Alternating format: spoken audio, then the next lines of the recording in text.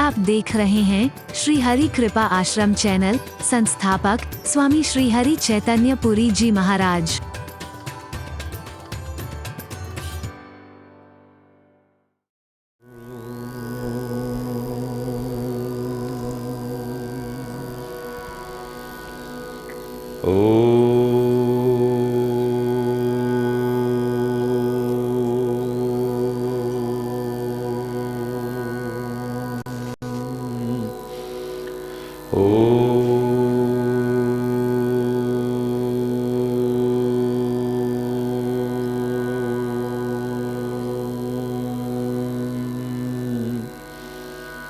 सर्वे भवन्तु सुखिनः, सर्वे सन्तु निरामयाः, सर्वे भद्राणि पश्यन्तु,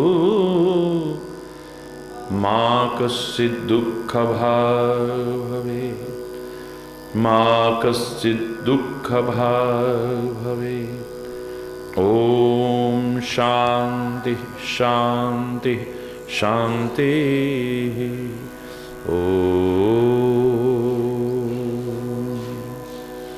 त्वमेव मातास्य पिता त्वमेव, त्वमेव बन्धुश्च सखा त्वमेव, त्वमेव विद्या द्रविणं त्वमेव, त्वमेव सर्वं मम देव देव। ॐ शान्ति शान्ति शान्ति। ॐ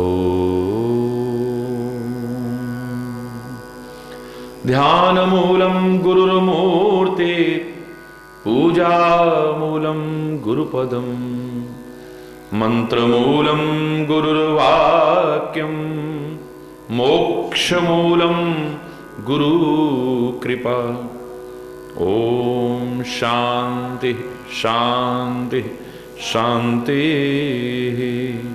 ॐ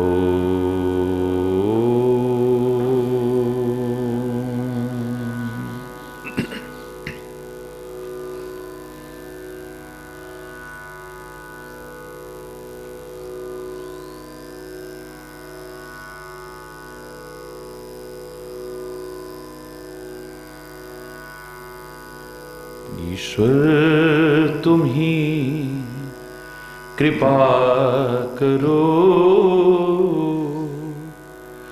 तुम बिन हमारा कौन है, तुम बिन हमारा कौन है। ईश्वर तुम ही कृपा करो, ईश्वर तुम ही, तुम बिन हमारा कौन है, तुम बिन हमारा कौन है। दुर्बलता दीनता हरो, दुर्बलता दीनता हरो। तुम बिन हमारा कौन है, तुम बिन हमारा कौन है। ईश्वर तुम ही कृपा करो, ईश्वर तुम ही। माता तू ही पिता, बंधु तू ही सखा। माता तू ही पिता, बंधु तू ही सखा।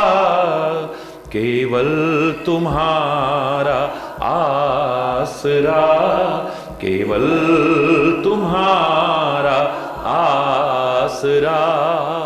तुम बिन हमारा कौन है, तुम बिन हमारा कौन है। ईश्वर तुम ही कृपा करो, ईश्वर तुम ही। जग को रचाने वाला तू, बिगड़ी बनाने वाला तू, जग को रचाने बिगड़ी बनाने वाला तू, दुख को मिटाने वाला तू, दुख को मिटाने वाला तू। तुम बिन हमारा कौन है, तुम बिन हमारा कौन है, ईश्वर तुम ही कृपा करो, ईश्वर तुम ही। तुम बिन हमारा कौन है, तुम बिन हमारा कौन है, ईश्वर तुम ही। जाए तो जाए हम किधर, तेरी शरण को छोड़कर, जाए तो जाए हम तेरी शरण को छोड़कर, कुछ भी नहीं आता नजर, कुछ भी नहीं आता नजर, तुम बिन हमारा कौन है, तुम बिन हमारा कौन है, ईश्वर तुम ही कृपा करो, ईश्वर तुम ही कृपा करो, कृपा करो, कृपा करो।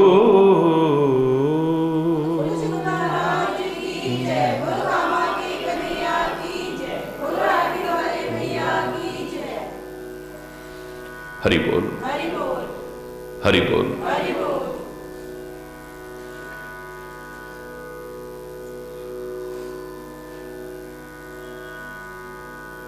प्रेम के साक्षात स्वरूप भरत की चर्चा चल रही है।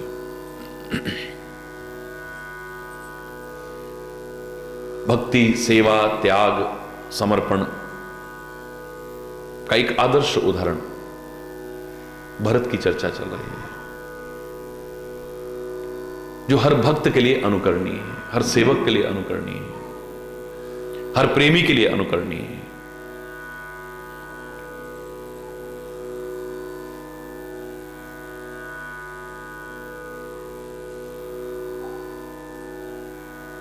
अल्पमति से ईश्वर की कृपा से वर्णन जरूर कर रहे हैं, लेकिन एक सच्चे भक्त का, सच्चे प्रेमी का,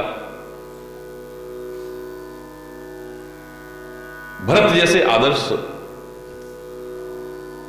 सेवक का चरित्र मेरी वाणी तो क्या, सरस्वती और शेष भी करोड़ों जन्मों तक लगे रहे तो भी वर्णन नहीं कर पाई।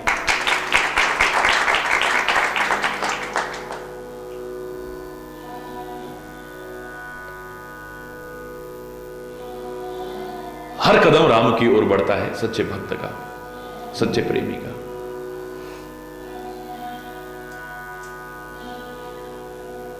जहां भी वो चलता है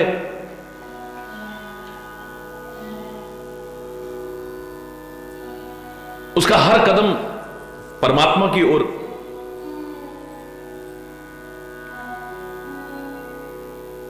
क्योंकि मन में उसी का स्मरण है। जो कर्म कर रहा है उसी का समझ करके कर रहा है और उसी को समर्पित करते हुए कर रहा है। जिसने भक्ति के लिए मात्र कुछ समय निर्धारित नहीं किया है, जिसके जीवन का हर क्षण भक्ति स्वरूप है, जिसके जीवन का हर कर्म भक्ति स्वरूप है, वो जो भी करे, जहां भी चले, वो परमात्मा की ओर ही कदम बढ़ रहा है। राम की ओर जा रहे हैं भरत।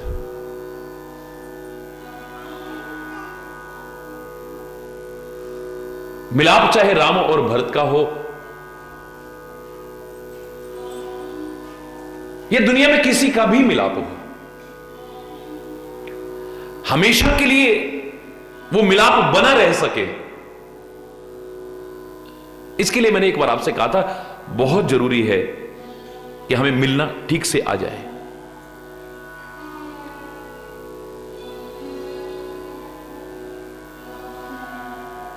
राम और भरत दोनों एक जैसे बन गए हैं। एक जैसे जब बन जाते हैं, उनका मिलाप कभी खत्म होने की कगार पर नहीं पहुंचता है, टूटने के कगार पर नहीं पहुंचता है। दुनिया में कितने लोगों से हम मिलते हैं, लेकिन हमारा मिलाप, चाहे वो रिश्ते नातों में हो, संबंधों में है, मित्रों में है, कब तक नहीं पाता है, कोई गारंटी नहीं है।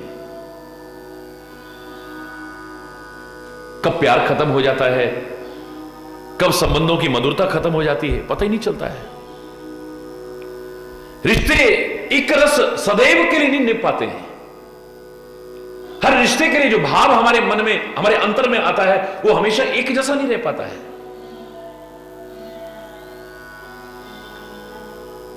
सगे रिश्तों तक को विकृत होते देखा है, सगे रिश्तों तक में दरार आते देखी है, सगे रिश्तों तक को टूटते देखा है, आपने भी, हमने भी, सबने भी।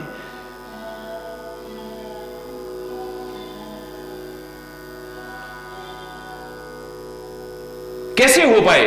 कभी भी हमारा संबंध टूटे नहीं, छूटे नहीं, चाहे वो किसी के साथ भी हो।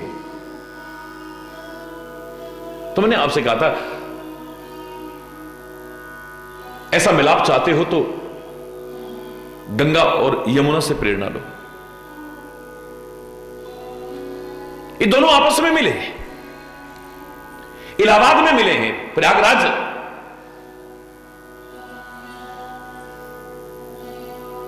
लेकिन उसके बाद कभी बिछड़े हो, एक उदाहरण नहीं मिल सकता है। एक बार मिलने के बाद कभी बिछड़े नहीं। हमारा संबंध भी कभी टूटेगा नहीं, छूटेगा नहीं, एकरस होकर के निभेगा, अगर हम इनसे प्रेरणा लेकर के जीवन में अपनाएं। गंगा भी पवित्र है, यमुना भी पवित्र है। एक गंदे विचारों का हो, एक पवित्र विचारों का हो, मिल सकते हैं, उनका मिलाप हो सकता है, किसी वजह से हो सकता है, लेकिन वो मिलाप कब तक रहेगा कोई गारंटी नहीं है। कब छूट जाएगा, टूट जाएगा, कोई पता नहीं। गंगा भी पवित्र है और यमुना भी, जोर से बोलो, पवित्र है। गंगा के जीवन में भी एक लक्ष्य है और यमुना के जीवन में भी एक लक्ष्य है। चाहे यमुना का लक्ष्य गंगा में समाना हो और गंगा का लक्ष्य सागर में समाना हो, लेकिन एक एम है जीवन में। दोनों निकम्मे निठल्ले नहीं है, अविवेकी नहीं है, अपने जीवन में एक लक्ष्य निर्धारित किया है और निकम्मे निठल्ले होकर के नहीं बैठते, निरंतर अपने लक्ष्य की ओर आगे बढ़ते चले जा रहे हैं। ऐसे लोगों का साथ क्यों नहीं मिलेगा? वो भी पवित्र है, वो भी पवित्र है, उसके जीवन में भी एक लक्ष्य है, उसके जीवन में भी एक लक्ष्य है, और वो भी अपने लक्ष्य की ओर निरंतर आगे बढ़ रही है, वो भी अपने जीवन के लक्ष्य की ओर निरंतर आगे बढ़ रही है। निकम्मे निठल्ले होंगे कोई एक, और एक बहुत कर्मठ होगा। मिलाप हो सकता है, लेकिन कब तक के लिए? चलो आज वहां चलते हैं, हाँ हाँ चलो, चलो आज वहां चलते हैं, चलो। एक दिन वो कहेगा, भाई तेरे को तो कोई काम धंधा है नहीं यार, हमें तो अपना सब कुछ देखना है, अरे बोलना है, दरार शुरू हो जाएगी। बोलो, कहीं ना कहीं किसी मोड़ पर आकर के ये प्रश्न उठ सकता है, तेरे को तो कोई काम धंधा है नहीं, अभी वहां चलो, अभी वहां चलो, अभी वहां चलो, अभी। भैया सब कुछ देखना पड़ता है दुनियादारी में। बस जहां तुमने उनके 100 बार उसके मन के अनुकूल किया, एक बार नहीं किया तो संबंध टूट गया। हरि बोल। गंगा के जीवन में भी एक लक्ष्य है, यमुना के जीवन में भी एक लक्ष्य है, और वो भी अपने लक्ष्य की ओर, वो भी अपने लक्ष्य की ओर निरंतर आगे बढ़ रहे हैं। सोच भी दोनों की एक जैसी है, गंगा भी व्यर्थ के उलझाव और टकराव से बचने की हमेशा कोशिश करती है, और यमुना भी व्यर्थ के उलझाव और टकराव में फंसने की कोशिश नहीं करते हैं। जहां तक हो टालने की कोशिश किया जाए। बेकार उलझने में क्या रखा हुआ है? जरा जरा बात में हर एक से हम उलझने की कोशिश करते हैं, झगड़ने की कोशिश करते हैं, विवाद करने की कोशिश करते हैं। टालो, जहां तक हो सके। अति सर्वत्र वर्जित। अति के लिए नहीं कह रहा हूं, पर तुम्हारी तो अति भी एकदम से हो जाती है।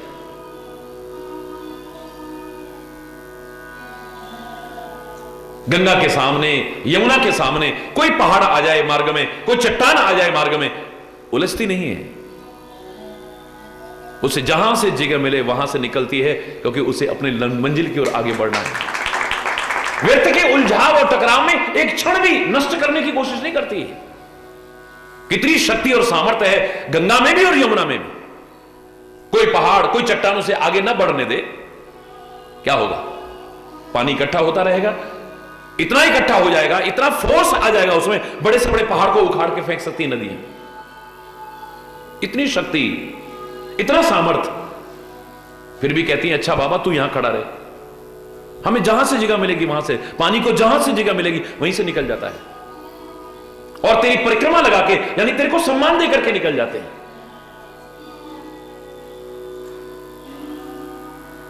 गंगा भी यमुना भी, दोनों। गंगा का जीवन भी तीर्थ बना हुआ है, यमुना का जीवन भी तीर्थ बना है। लेकिन ऐसी पवित्रतम महान आत्माएं जब आपस में मिलती हैं तो प्रयागराज को कौन जानता था या कौन जान पाता? जैसे और शहर है ऐसे वो भी शहर। आज प्रयागराज की महिमा गा नहीं सकता कोई, इतनी महिमा है उसकी। प्रयागराज उस इलाहाबाद की वजह से नहीं, वो जो पवित्र आत्माओं का, पवित्र नदियों का संगम हुआ है उसकी वजह से हुआ है। वो तीर्थ रूप, जब वो पवित्र गंगा और यमुना, अदृश्य सरस्वती वहां मिलती हैं, उनका मिलाप होता है, तो अब जीवन तीर्थ नहीं है, तीर्थराज बनकर के उभरा है।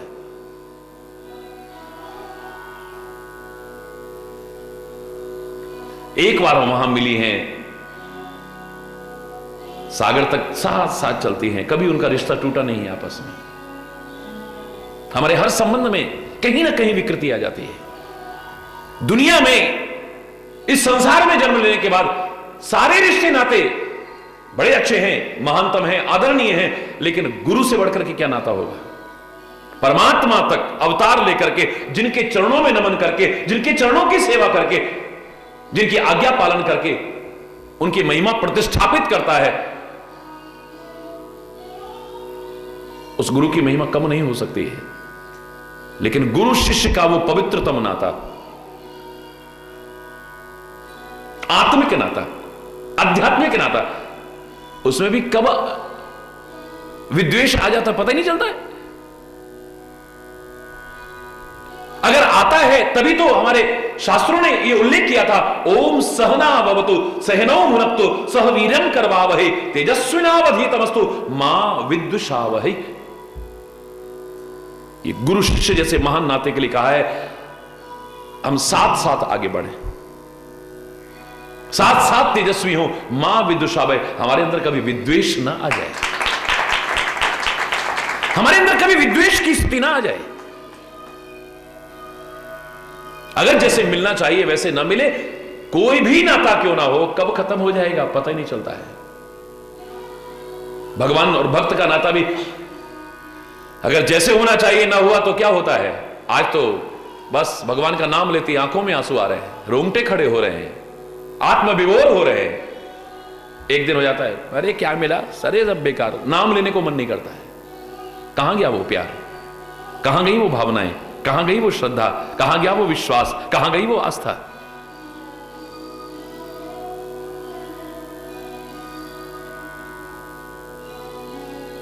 कोई भी संबंध कितना भी महानतम क्यों ना हो, लेकिन अगर हमें मिलना ना आया तो हरि बोल।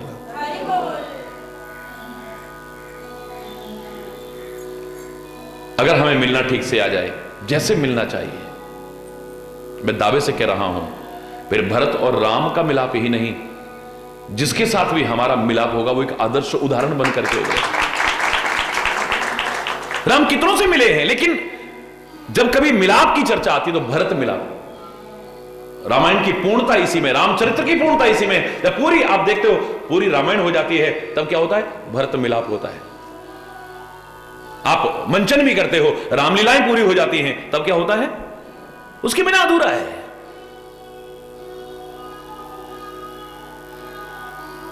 हरि बोल। कोई भी रिश्ता हो हमारा हमेशा के लिए बना नहीं रह सकेगा। आज हमारा प्यार है, कल को दुश्मनी हो जाएगी। आज दुश्मनी है, कल को प्यार भी हो सकता है। आज हम आदर करते हैं किसी का, कल को पता नहीं कब अनादर कर दें। आज जिसके गुण गाते हैं, कहो तो उसकी भी आलोचना करना शुरू करते हैं। आज जिसको देखे बिना नहीं रह पाते थे, एक दिन आ जाए हमें देखने को भी मन ना करे। एक दिन जिसके कान हर क्षण उसकी वाणी सुनना चाहते थे, अब सुनने को भी मन ना करे। हरि बोलना। कभी दूर होने को मन नहीं करता था, अब पास फटकने को भी मन ना करे। हरि बोलना। कोई भी रिश्ता हो, कोई भी नाता हो, बच्चों और मां बाप का देख लीजिए आप, भाई बहन का देख लीजिए, कितना प्यार था, कितना था। आज राखी के दिन भैया रो रहा है, लेकिन बहन आ नहीं रही है। दूसरी तरफ बहन का प्यार है तो भाई का बदल गया है, उसको फुर्सत ही नहीं है, वो रो रही है, बिलख रही है। राखी तक का भी उसको लगाव नहीं है, बाकी तो उसका ध्यान क्या रखेगा। आते हैं लोग, रोते हैं, अपने अपने दुखड़े रोते हैं। देखता हूं समाज की स्थिति को, भाई भाई का प्यार कहां तक खत्म हो गया है, दुनिया से छुपा हुआ नहीं है। है प्यार कहीं? कहां गया वो प्यार? कहां गई वो भावनाएं?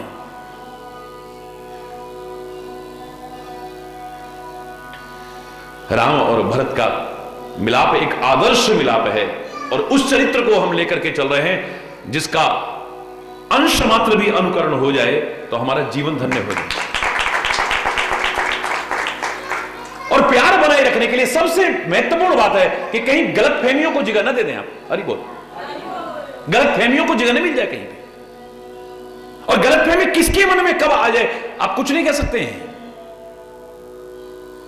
यह भी एक कारण होता है हमारे रिश्तों को टूटने की कगार तक पहुंचाने में। एक विश्वास है, जहां जिसके प्रति विश्वास नहीं वो ऐसा जीवन बनाए कि अपना विश्वास पैदा कर सके। और अगर प्यार इतना है तो फिर भरोसा उस प्यार पर होना चाहिए, किसी और बात पर नहीं। हरि बोल। इस स्टेज तक हो या तो मिलाप। राम की ओर आ रहे हैं भरत, और उधर एक प्रसंग और घटित हो जाता है। रात्रि में ही सीता जी को एक स्वप्न दिखाई देता है। देखिए ये छोटी छोटी बातें नहीं है, ये वो तो महत्वपूर्ण बातें हैं। स्वप्न दिखाई देता है। अब इसे स्वप्न कहें या सच कहें कि भरत राम के पास आ रहे हैं। हरि बोल। सीता जी सुबह उठ करके श्री राम को सुनाती हैं कि मैंने ऐसे ऐसे स्वप्न देखा है। सहित समाज भरत जन आए। ऐसे लग रहा है जैसे भरत पूरे समाज के साथ में आ रहे हैं। तपस्या से बिल्कुल शरीर उनका क्षीण हो चुका है। आपके वियोग में हे राम, हे स्वामी,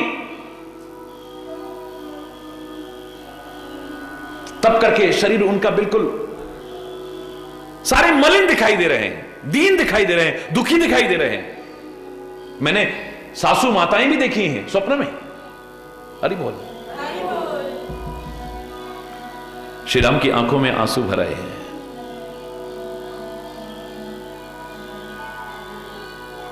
मैंने इतना देखा है कि संत, गुरु और परमात्मा के लिए तो मैं कह ही सकता हूं, तुम इतना प्यार रखो, वो इतना प्यार करते हैं।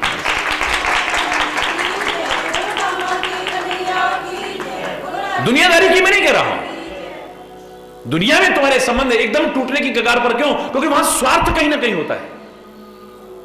अब यहां तुम्हारा हो सकता है, उनका नहीं। अगर उनका स्वार्थ है तो वो संत नहीं है, सदगुरु नहीं है और परमात्मा नहीं है। हरि बोल।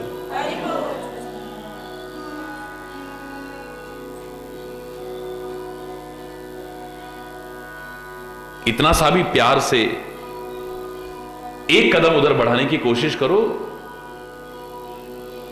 मैं तो कहा करता हूं, जो तू आवे एक पग, मैं आऊं पग 60। हरि बोल।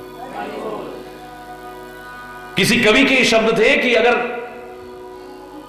भक्त तू एक कदम मेरी ओर बढ़ाता है तो मैं 60 कदम तेरी ओर बढ़ाता हूं, और जो तू कर रो काठ सो, मैं लोहे की लाठ। अगर तू काठ की तरह कठोर हृदय का बनता है तो फिर मेरा हृदय लोहा नहीं, लाठ, जिसमें कभी जंग भी नहीं लगता, फिर उसकी तरह है। अगर तेरा हृदय मेरे प्यार में द्रवित होता है, आंखें बरस उठती हैं, एक कदम तू मेरी ओर बढ़, 60 कदम बढ़ूंगा। और अगर तू लकड़ी की तरह कठोर हृदय का बनता है तो लाठ की तरह से कठोर हृदय का हूं फिर इतना कठोर भी कोई नहीं है। वज्रातपि कठोरानी, वज्र से भी कठोर हूं फिर मैं। हरि बोलना।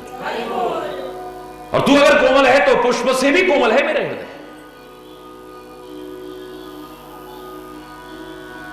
लेकिन मैं तो इससे बढ़कर के कहा करता हूं, 60 कदम की उसको जरूरत क्या पड़ेगी? एक कदम तुम बढ़ो, एक कदम वो बढ़ जाए। उसका कदम तो ऐसा है जो सारी दुनिया को नाप के दिखा दे। तुमने एक कदम रखा और उसने एक कदम तुम्हारी ओर बढ़ाया तो दूसरा कदम तुम्हें रखने की जरूरत नहीं पड़ेगी। और अगर दुर्भाग्य से तुमने एक कदम पीछे हटा लिया और उसने भी एक कदम पीछे हटा लिया तो बोलो ना। अगर उसके एक कदम रखने पर, एक कदम बढ़ाने पर दूसरा कदम बढ़ाने की आवश्यकता नहीं पड़ेगी, और एक कदम तुमने हटाया, उसने हटाया एक कदम, तो उस खाई को कभी पार भी नहीं कर पाओगे, पूरा भी नहीं कर पाओगे। दुर्भाग्यवश एक कदम भी कभी उनसे पीछे हटने की कोशिश मत करना। अगर वो हट गए तो फिर हरि बोल, जोर से बोला।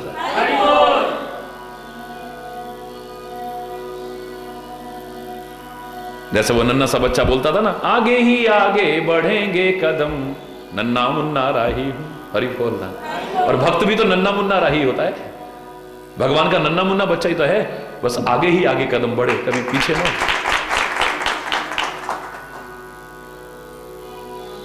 सुनो सी ये सपन भरे जल लोचन, भय सोच बस सोच विमोचन। दुनिया की सोच दूर करते हैं, राम जी टेंशन में आ गए, सोच वश हो गए। हरि बोलना, हरि बोलना।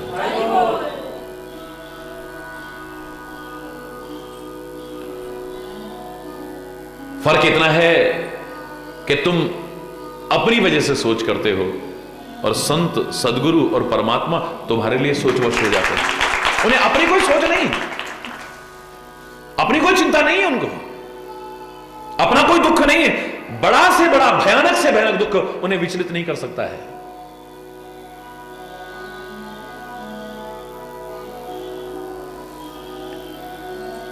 लेकिन तुम्हारे लिए चिंतित हो जाते हैं। हरि बोल।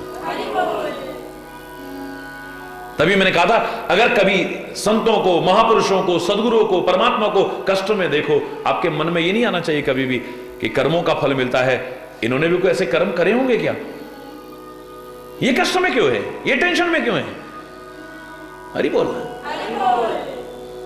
मैंने आपसे कहा था, उनकी तो बात छोड़ो, दुनिया में भी अगर किसी को कष्ट में देखो, टेंशन में देखो, तो एकदम से निष्कर्ष ये मत निकालना, अधूरा ज्ञान खतरनाक होता है। 3 प्रकार के लोग नजर आएंगे आपको जो कष्टों में होते हैं। पहला, अपने कर्मों के कारण कष्ट उठाते हैं। हरि बोल। दूसरा, किसी को सुख पहुंच जाए इसके लिए कष्ट उठाने को तैयार रहते हैं। एक अपने कर्मों से कष्ट उठाते हैं, एक दूसरों को सुख मिल जाए इसके लिए कष्ट उठाते हैं। हमारे शहीदों ने अपने बुरे कर्मों से कष्ट नहीं उठाए। एक चोरी करके, डकैती करके, हत्या करके, कुकर्म करके, तब जेल की काल कोठरी में पड़ा हुआ है, तब उसे सजा होती है। लेकिन वो तो कोड़े पड़ रहे हैं, काले पानी की सजा हो रही है, फांसी की सजा हो रही है, पर अपने बुरे कर्मों के कारण नहीं, लोगों को आजादी की सांस मिल जाए इसके लिए रात दिन कष्ट उठाने को तैयार है। हरि बोल। संत महापुरुष और अवतार भी उसी श्रेणी में आते हैं।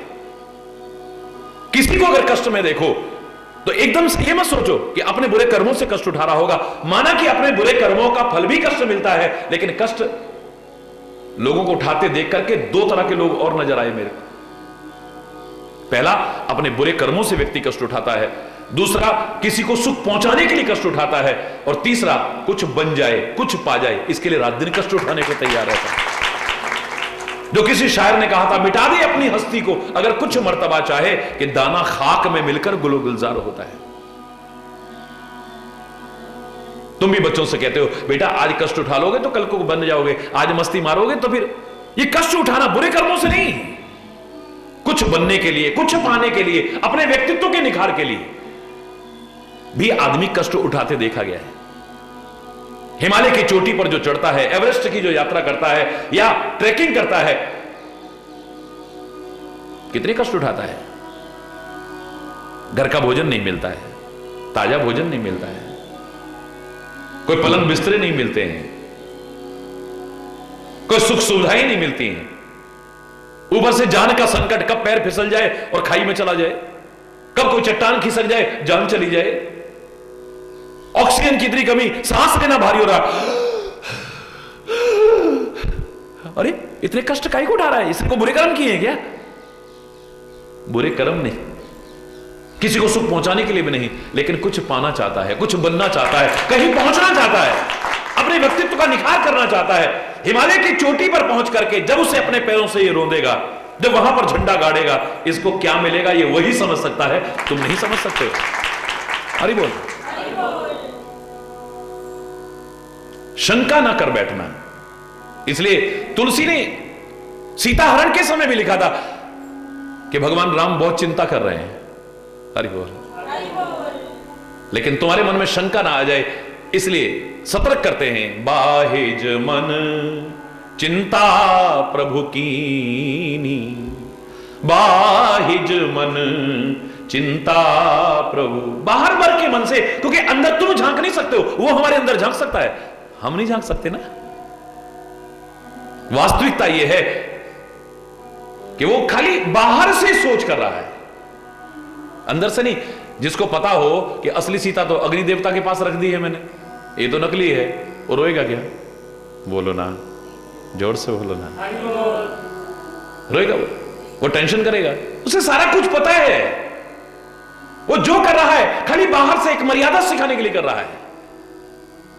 तुम्हारे संबंधों की स्थिति कैसी होनी चाहिए यह दिखाने की कोशिश कर रहा है।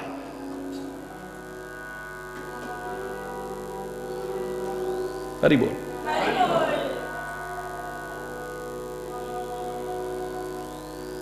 भय सोच बस सोच विमोचन। सोच विमोचन, दूसरों की सोच का हरण करना, चिंता का हरण करने वाले आज खुद सोच के वश हो गए। हरि बोल। टेंशन में आ गए और कहते हैं, लक्ष्मण ये सपना तो ठीक नहीं है। लखन सपन यह नीक न होई, कठिन कुचाह सुनाई। को ऐसे लग रहा है कोई बहुत बुरी खबर आने वाली है। जब भगवान को गलतफहमी हो सकती है तो तुम्हारी क्या हालत होगी? भगवान की तो हम कह देंगे लीला है, पर तुम्हारी क्या स्थिति होगी सोचो। हम एकदम से सपना देख करके भी टेंशन कर लेंगे। मैंने आपको बताया था स्वप्न हमें क्यों आते हैं। दिन भर जो हम सोचते हैं वही कई बार रात्रि को हमें दिख जाता है। हां, कई बार हम दिन में उसके बारे में सोचते भी नहीं है, कभी बात भी नहीं हुई, कभी सुना भी नहीं, वो दृश्य भी दिख जाते हैं। तो ये पूर्व के कोई संबंध हैं। जो हमने दृश्य सोचा नहीं, सुना नहीं, पढ़ा नहीं, देखा नहीं, वो भी दिख रहा है। तो पुनर्जन्मवादी संस्कृति है हमारी, रीबर्थ को मानती है भारतीय संस्कृति। आज वैज्ञानिक भी मानने लगे हैं। तो किसी न किसी संबंध का लगाव होता है, वहां किसी न किसी जन्म का संबंध जुड़ा होता है उस दृश्य से, वो दिखाई दे जाता। कंप्यूटर ही तो है, कब कौन सा चालू हो जाए। अरे बोल है तो अंदर ही ना सारे दृश्य भरे हुए हैं। दिन भर जो हम सोचते हैं, जो करते हैं, जो सुनते हैं, कई बार वो स्वप्न में दिखाई दे जाता है। तभी तो कहते हैं स्वप्न में भी तुम्हें अच्छा अच्छा दिखे, इसलिए दिन भर अच्छा अच्छा करा करो, अच्छा अच्छा सुना करो, अच्छा अच्छा पढ़ा करो, अच्छा अच्छा देखा करो।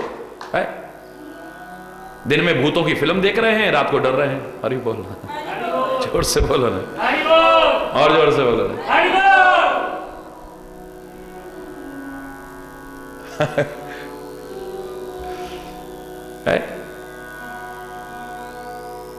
दिन भर गलत सोचते हैं, गलत हो तो रात को वही दिखाई देता है।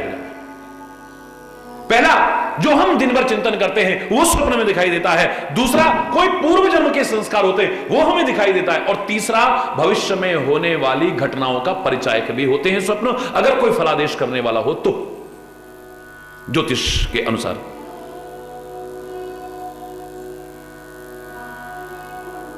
वो कहते हैं कि भविष्य में क्या घटना होने वाली है वो स्वप्न में हमें एहसास हो जाएगा पहले से।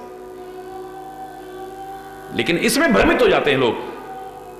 कोई गलत सपना दिख गया, नहीं घबरा मत, उल्टा होता है। हरि बोल। कोई अच्छा दिख गया तो और ज्यादा, अब वो टेंशन कर रहा है, ये तो उल्टा हो जाता है। तो बिल्कुल नहीं। अब वही वाली बात है, कितना अच्छा स्वप्न सुनाया है। भरत राज समाज सहित आ रहे हैं। हे राम, आपके वियोग में उनकी क्या दशा हुई बड़ी। राम कहते हैं, लक्ष्मण ये सपना अच्छा नहीं है, लगता है कोई बहुत बुरी सूचना सुनाने वाला है। अब बताओ, बुरी सूचना आ रही है कोई? हरि बोल। राम अपनी जो लीला कर रहे हैं एक सामान्य मनुष्य जैसी कर रहे हैं, याद रखना, यहां भी संदेह मत करना। प्राकृत नर इव लीला करत सकल रघुनाथ। प्राकृत नर जैसी, सामान्य मनुष्य जैसी लीला कर रहे हैं। एक सामान्य मनुष्य की क्या स्थिति होती है, क्या सोच है। हां, उसी में मर्यादाओं का पालन करते हुए इतना ऊंचा उठने की कोशिश कर रही है कि लोग भगवान तक कहें। यह सिखा रहा है रामचरित्र हमें, इतना ऊंचा जीवन को उठाने की मर्यादित बना करके कोशिश करनी है। एकदम से मन में कई तरह की आशंका है, पता नहीं क्या बुरी खबर आने वाली है। अब तो आज मैंने ऐसा देखा। अरे कठिन कुचाह सुना, यही कोई बहुत बुरी सूचना सुनाने वाला है, लगता है कोई। अस कही बंधु समेत नहाने, ऐसा कहकर के भाई सहित स्नान किया है। पूज पा पुरारी साधु सन्माने, भगवान शिव की पूजा की है, साधुओं का सम्मान किया है। अब यहां कह रहे कि आप पवित्र भाव लाइए, बाहर और अंतर में पवित्रता लाइए, स्नान करके, जप करके, ध्यान करके भगवान के पूजन कीजिए। अगर आपके मन में किस तरह की कोई आशंका है तो स्वप्न की वजह से क्या करना चाहिए सुनो। और साधु सन्माने, साधुओं का सम्मान किया है, यानी उनके सामने जाकर के अपनी बात को रखो, हर एक के सामने नहीं, और वो जो निष्कर्ष दें उसको मानो। सन्मान सुर मुनि बंद बैठे, उतर दिस देखत भय। देवताओं का सम्मान करके, मुनियों का सम्मान करके, उनकी चरणों की वंदना करके बैठ गए प्रभु, तो क्या देखते हैं, उत्तर दिशा की तरफ ध्यान गया। नभ धूरी खग मृग भूरी भागे, विकल प्रभु आश्रम गए। आकाश में धूल उड़ रही है, पशु पक्षी भाग रहे हैं आश्रम की तरफ व्याकुल होकर के। तुलसी उठे अवलोक कारण, काह चित सचकित रहे। सब समाचार की रात कोलन, आए ते अवसर कहे। बड़े आश्चर्यचकित हो रहे हैं, क्या हो रहा है, ये क्या हो रहा है, क्या होने वाला है। मन में आशंकाएं जैसे आती हैं जीव की।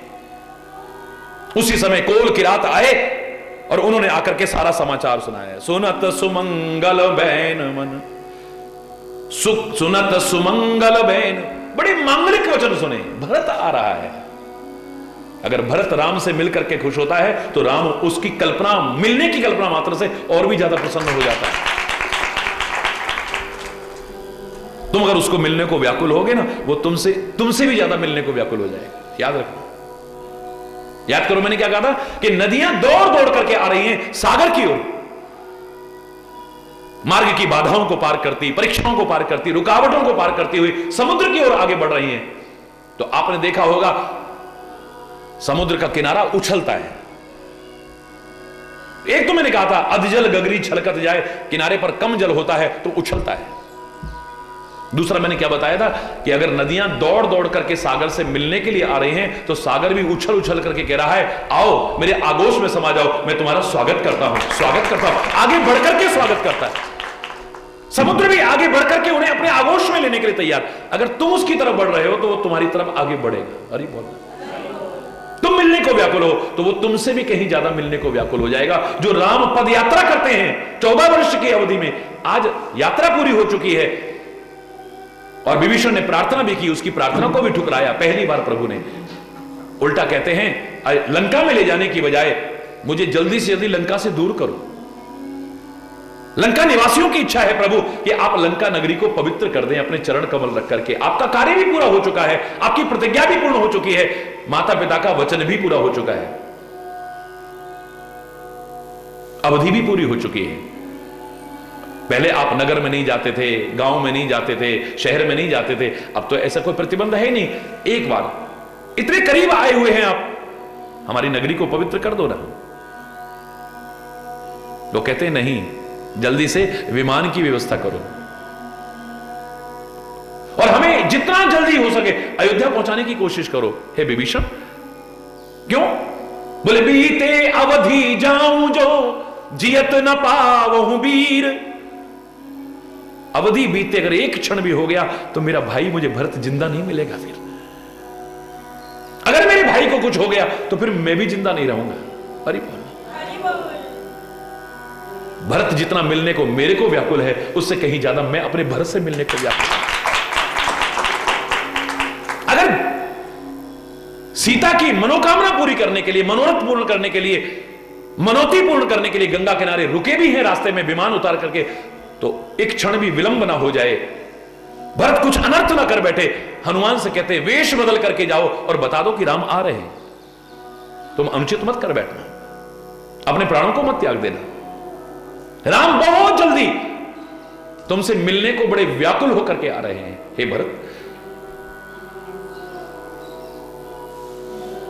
तुम परमात्मा से मिलने को व्याकुल हो तो परमात्मा तुमसे मिलने को व्याकुल हो जाए। तुम सदगुरु से मिलने को व्याकुल हो तो सदगुरु तुमसे, क्या स्वार्थ है सदगुरु का और संत का? वो कभी कभी फोन करके पूछे, और सब ठीक है? क्या बात है, लाखों लोग आ रहे, आप आए क्यों नहीं? क्या हो गया, सब ठीक तो है? क्या आवश्यकता है उसको भाई, क्या लेना है तुमसे? और वो जानता है कि अगर तुम उससे मिलने को व्याकुल है तो उससे कहीं ज्यादा वो तुमसे मिलने को व्याकुल है।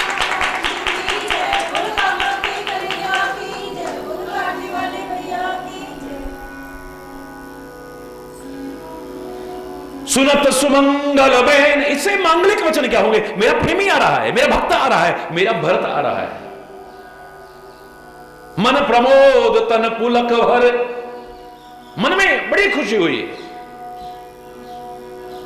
जिसको हम नहीं चाहते ना उसके आने पर खुशी नहीं होती है, याद रखना। और जिसको हम चाहते ना उसका आना तो दूर, आने का समाचार भी मिल जाए तो खुशी समाती नहीं है हमारे अंदर, याद रखना। वो आ भी जाएगा तो अच्छा नहीं लगेगा, जो हमें पसंद नहीं है। और जो हमारा प्रेमी है? भक्त लोग, शिष्य लोग कितनी श्रद्धा से जाएं और लोग कहते गुरु महाराज मिल नहीं सकते जी। बड़ी बोलना नहीं महाराज जी, आपने अपॉइंटमेंट लिया, कैसा लगेगा? कम से कम आप अपने महाराज जी के लिए तो कह सकते हो, चाहे लाखों की भीड़ हो, पर एक कदम भी प्यार से जिसने बढ़ाया होगा आगे बढ़कर के गले लगाते हैं, गले लगाते हैं उसे। क्यों?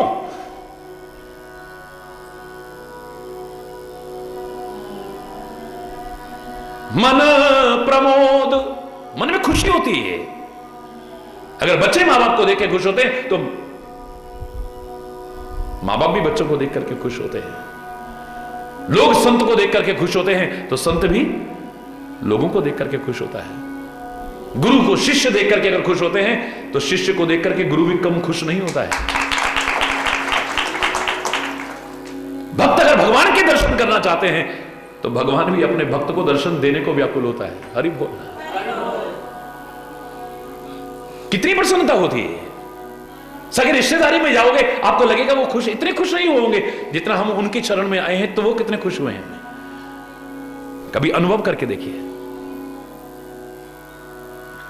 मन प्रमोद तन पुलक, सारे शरीर में पुलकावली हो गई। शरद सरोरुह नैन तुलसी भरे स्नेह जल। अगर भरत के नेत्र छल छला रहे ना, तो आज रघुवीर के नेत्र भी भरत के प्यार में छल छला पड़े हैं। लेकिन फिर सोच आ गई, फिर एक मानव मात्र का चिंतन बताया है कि फिर आदमी सोचने लगता है कारण कवन भरत आगमन। अब यहां पर यह मत सोचिएगा भगवान तो अंतर्यामी है तो सती की तरह बुद्धि खराब कर बैठोगे। लो, इनको पता नहीं क्या? आप तो सब कुछ जानते हैं। लो, आपको बताने की क्या आवश्यकता है? हरि बोलना। बहुरी सोच बस भैसिय रवनु।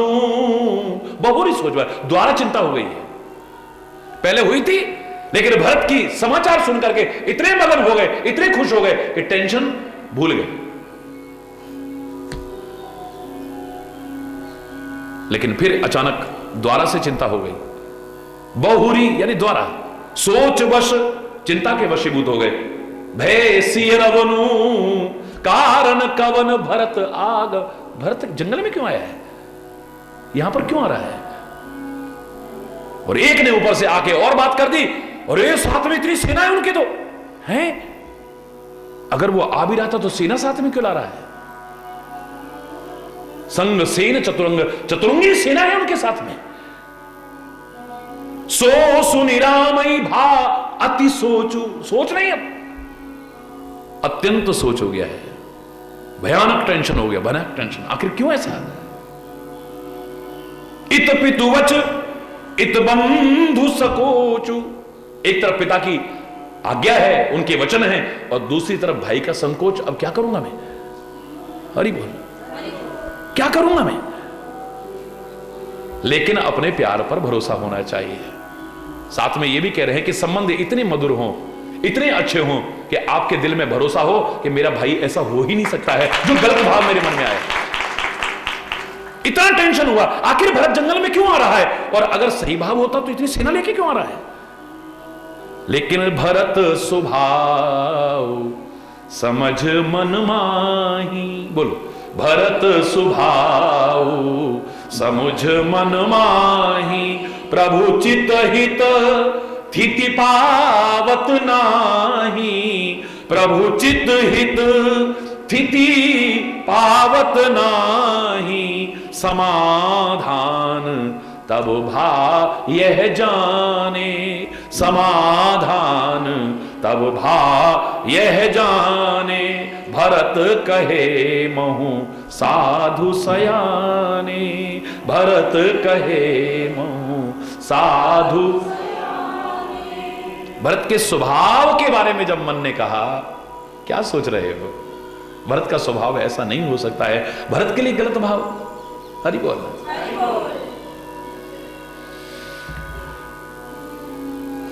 इतनी सी भी जगह नहीं मिली है फिर टेंशन को। स्थिति पावत नहीं, स्थान नहीं मिल रहा है उसको।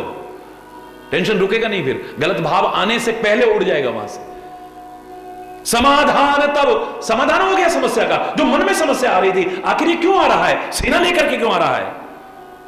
अरे भरत तो सच्चा साधु है, उसके मन में दुर्भाव हो ही नहीं सकता है। उसके जैसा कौन होगा? भरत जैसा भरत ही हो सकता है। जैसे राम जैसा राम ही हो सकता है, ऐसे भरत जैसा भी भरत ही हो सकता है, कोई और नहीं। हरि बोल। लखन लखेऊ प्रभु हृदय खामा। लक्ष्मण ने देख लिया भगवान को टेंशन हो रहा है।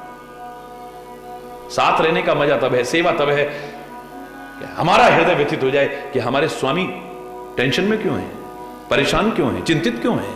हरि बोल। उसको बढ़ाने के लिए, उसका निराकरण करने की कोशिश करें। लखन लखेऊ प्रभु, हृदय के अंदर क्या भाव आ रहा है लक्ष्मण को पता लग गया। मैंने आपसे कहा था, सेवा का मजा तब है, साथ रहने का मजा तब है जब सामने वाले के मन में जो भाव आ रहा है वो भी आप जान जाए। सीता रही साथ में, तो मैंने आपको कहा था केवट को मैं कुछ दे नहीं पा रहा हूं। जिसने सेवा की है, ये मन में आया राम के, और सीता कहती है लो मुद्रिका दे दो ना। हरि बोल। राम ने कुछ कहा नहीं है। प्रभु हिय की सिए पिए हिय की सिए जानन हारी मनि मुदरी मन मुदित उतारी। प्रसन्न मन से उतार करके, स्वामी ये है ना अंगूठी, आप मन में टेंशन क्यों करते हो, आप मन में ग्लानि क्यों करते हो, इसने हमारी सेवा की है, हमको गंगा पार किया है, हम इसको उतरा ही नहीं दे सकते, चक्रवर्ती सम्राट के बेटे होकर के भी आज हमारे पास कुछ नहीं है, अरे ये किस काम आएगी। अगर आपके मन में ग्लानि है तो मेरे किस काम की है ये। मन में आया है, सीता पहले जान गई है। हरि बोल। राम ने कोई चिल्ला करके नहीं कहा है या स्पष्ट नहीं कहा है कि शूर्पणखा के नाक कान काट दो, खाली इशारे में कहा है, इशारा समझ जाते हैं सेवक, नाक कान काट दिए हैं। हरि बोल, हरि बोल। साथ रह करके सेवक अगर स्वामी के हृदय का भाव न समझ सके, उसके मन में क्या आ रहा है इसे न समझ सके, तो अभी अधूरा है हमारा साथ रहना। हरि बोल। लक्ष्मण क्यों स्वामी के हृदय के अंदर क्या हो रहा है इसका एहसास हुआ, तो समय के अनुसार नीति का विचार करने लगे। बिन पूछे कछु कयूं गुसाई, हाथ जोड़ के विनम्रता पूर्वक कहते हैं, बिना पूछे कुछ कह रहा हूं स्वामी, कोई अपराध हो तो क्षमा कर दीजिएगा। सेवक समय न ढीठ ढिठाई,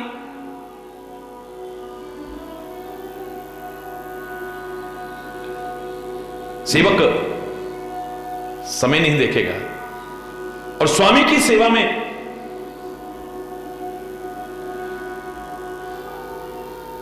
तुम सर्वज्ञ शिरोमणि स्वामी, आप अंतर्यामी हैं, अंतर्यामियों में शिरोमणि हैं आप, सर्वज्ञ शिरोमणि हैं आप।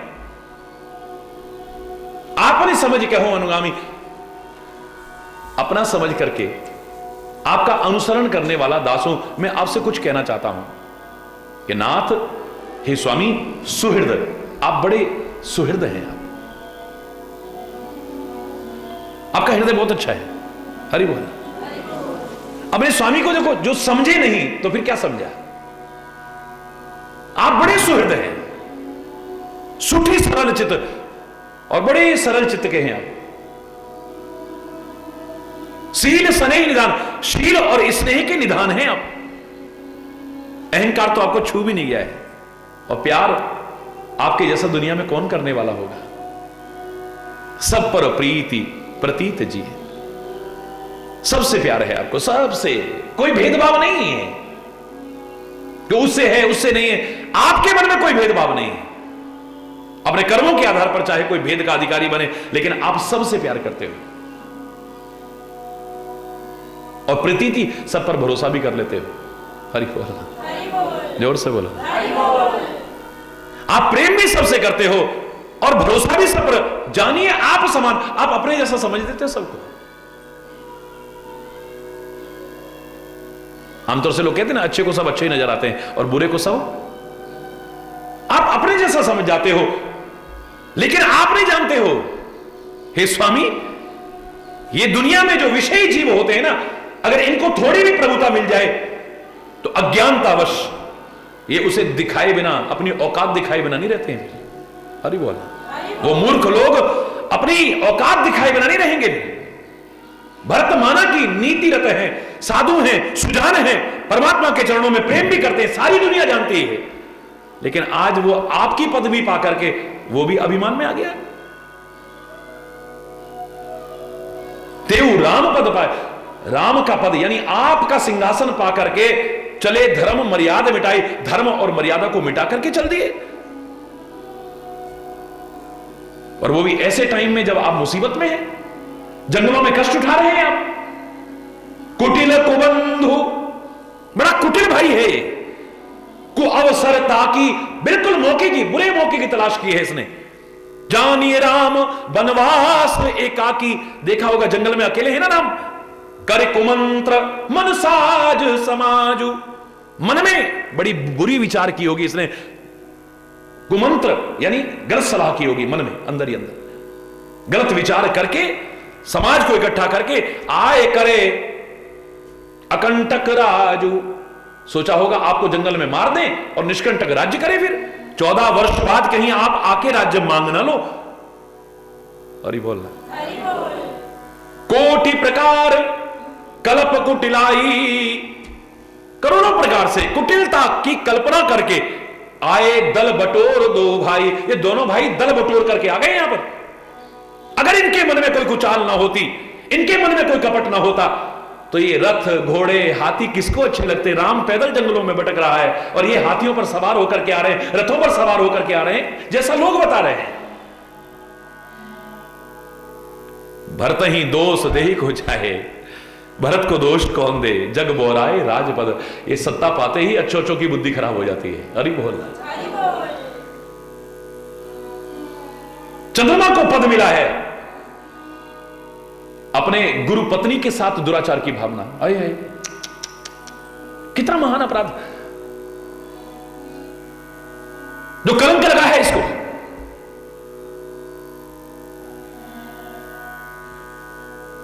बेन का इतिहास प्रसिद्ध है दुनिया में। सहस्भाव, सुरनाथ, त्रिशंकु के ही न राजमद्दी ने, किसको राजमद ने कलंक नहीं दिया है। कैसे कैसे कर्म करे इन्होंने गद्दियां पा करके। इंद्र को देख लो, पद पाकर के पद हाथ से ना निकल जाए, कुर्सी हाथ, क्या ये गलत नहीं कर बैठता है। अरे बोल, क्या इसकी मति खराब नहीं हुई, इसने क्या नहीं किया है। गौतम ऋषि की पत्नी अहिल्या के प्रति तक इसके मन में गलत भाव आ गया। अरे बोल, बस इसने एक बात अच्छी नहीं करी भरत ने। एक कीन नहीं भरत भलाई, निदरे राम जान असहाय। आपका अपमान किया है इसने। इसके मन में आया होगा कि असहाय है राम जंगल में, वो कुछ नहीं कर पाएंगे।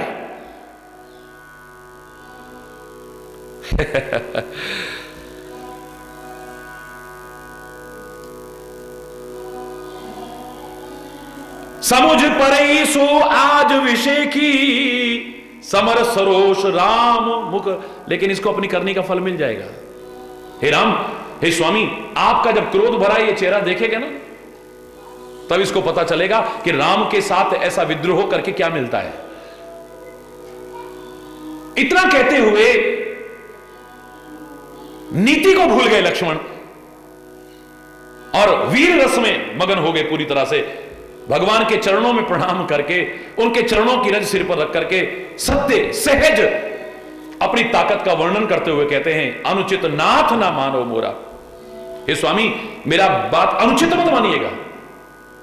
हमारे पास भरत के लिए इलाज कम नहीं है। हरि बोलना, कहां तक हम अपने मन को मार के रहे।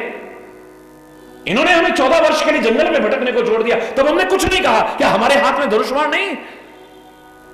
क्षत्रिय जाति, रघुकुल जन्म, राम अनुज जग जान। अब दुनिया जान जाएगी कि हम भी क्षत्रिय जाति के हैं, रघुकुल में हमारा जन्म हुआ है, राम का छोटा भाई हूं मैं। सामने नजर आ रहा है कि लात पड़ती है ना जब धूल को भी, तो वो भी खोपड़ी पर चढ़ती है।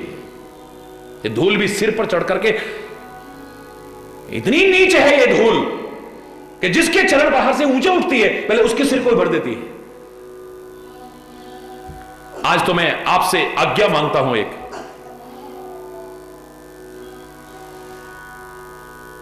जटा का मुकुट बांधा है, तरकश और धनुष हाथ में लिए हैं, ऐसे लगता है कि सोया हुआ वीर रस जाग गया हो। राम के सेवक होने का यश अब दुनिया में लूंगा मैं। भरत को ऐसी शिक्षा दूंगा कि दुनिया में कोई ऐसे कुमंत्र फिर करने की कोशिश ना करे, कोई दुस्साहस करने की कोशिश ना करे। राम के निरादर का फल पाएगा आज ये। दोनों को अगर जमीन में मैंने न सुला दिया तो मेरा नाम भी लक्ष्मण नहीं है। राम से आपका प्यार है, राम को टेंशन में देख करके, लक्ष्मण हो या आप हो, अगर उनसे प्यार करते हैं, आपके मन में यह भाव आना कोई अनुचित नहीं है। लेकिन एक बात कह दी है, नीति को नहीं भूलना चाहिए। आपके मन में ऐसा भाव आ जाए, लेकिन नीति क्या कहती है उसका हमेशा अनुगमन करना। जोश में होश मत खो बैठना, पहले जान तो लो। किसी ने आकर के कहा कि ऐसे आ रहे हैं, सेना साथ में है, पर आपने ये बोलना शुरू कर दिया। नीति क्या कहती है? अगर मान लो ऐसी स्थिति होती भी तो भी पहले शांति से समझाओ, ये उचित नहीं है तू जो कर रहा है।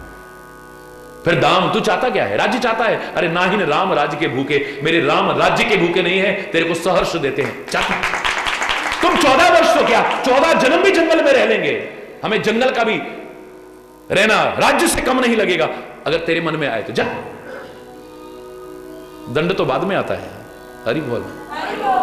नीति ये नहीं कहती कि एकदम से जोश में आ जाओ और होश खो बैठो गलत फहमी के कारण। ये तो कान की सुनी हुई बात है,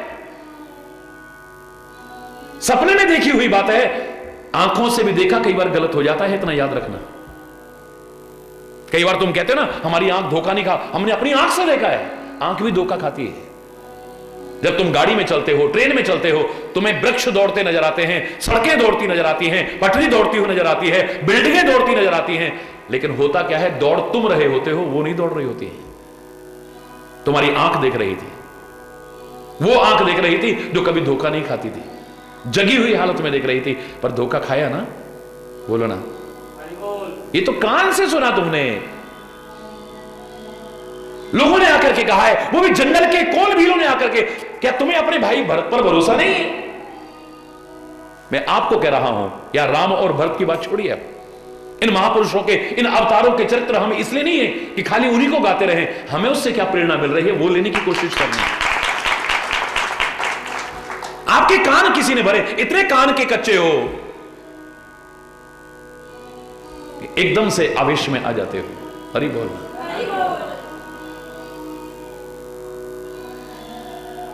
चाहे किसी ने जानबूझ के किया हो। हरि बोल।